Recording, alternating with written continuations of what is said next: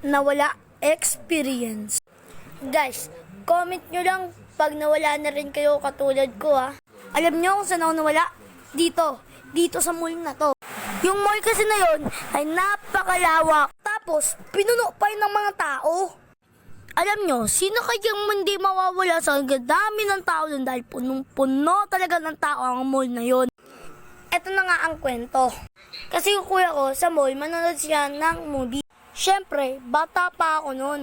Siyempre bata, wala pa sa utak ko na mawawala talaga ako nun. Nasa isip ko lang nun, arcade, laro. Ano kaya lalaroin ko? Ay, yung sasakyan nyo. Ay, iba na nyo kung ano nilang lalaroin ko dun. Siyempre, umalis yung mama ko. Tapos, iniwan ako sa kaibigan niya. Kasama ko pa nga yung kaibigan ko para maglaro ng arcade. Una, siya pa talaga ako nun. Tapos, sa uli, napakasit. Tapos yung kaibigan ko, umalis na siya para sundan sila mama. Ilang oras makalipas, nung umalis siya, nag-ayaw na rin ako. Tapos tumakbo ako sa labas. Tapos, di ako napansin yung nagbabantay sa akin. Nagbabantay sa akin, pagkatingin niya daw sa arcade, nawawala na daw ako.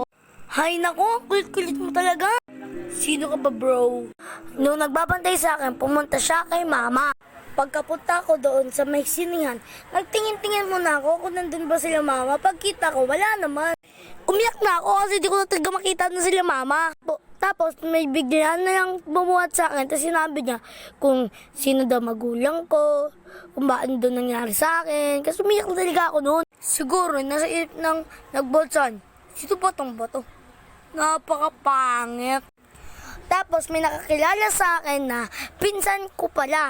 Siyempre, pinsan. Siyempre, sinamaan niya ako para hanapin sila mama.